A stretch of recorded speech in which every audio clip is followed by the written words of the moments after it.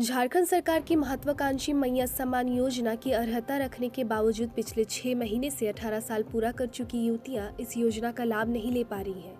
योजना का लाभ लेने के लिए उनका ऑनलाइन रजिस्ट्रेशन ही नहीं हो पा रहा है। राज्य निर्वाचन कार्यालय के अनुसार तकरीबन 35,000 से अधिक युवतियां तो ऐसी हैं जो 1 जनवरी को ही 18 वर्ष की उम्र पूरी कर मतदान करने के योग हो गई है। जनवरी से अब तक इनकी संख्या में और इजाफा हुआ है। ऐसे हजारों युवतियां अपने अपने अंचल कार्यालयों का पिछले 6 महीने से चक्कर लगा रही हैं। अंचल कार्यालय से एक ही जवाब मिलता है कि पोर्टल में खराबी की वजह से ऑनलाइन रजिस्ट्रेशन नहीं हो पा रहा है। इसमें वैसी महिलाएं भी हैं जो किसी कारणवश उस समय रजिस्ट्रेशन नहीं करवा सकी थी। झारखंड सरकार की महिला, बाल विकास एवं सामाजिक सुरक्षा विभाग से जुलाई 2024 में मुख्यमंत्री मैया सम्मान योजना की शुरुआत हुई थी। उस समय राज्य सरकार का प्रज्ञा केंद्र के साथ करार हुआ था। लाभार्थियों को प्रज्ञा केंद्र के माध्यम से ऑनलाइन रजिस्ट्रेशन हो रहा था।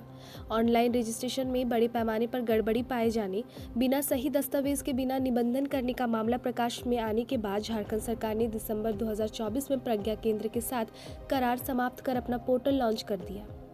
ऑनलाइन रजिस्ट्रेशन की जिम्मेवारी सीओ, बीडीओ कार्यालय को दी गई, लेकिन लॉन्च के बाद से ही पोर्टल में तकनीकी गड़बड़ी आ गई और ऑनलाइन रजिस्ट्रेशन ठप हो गया।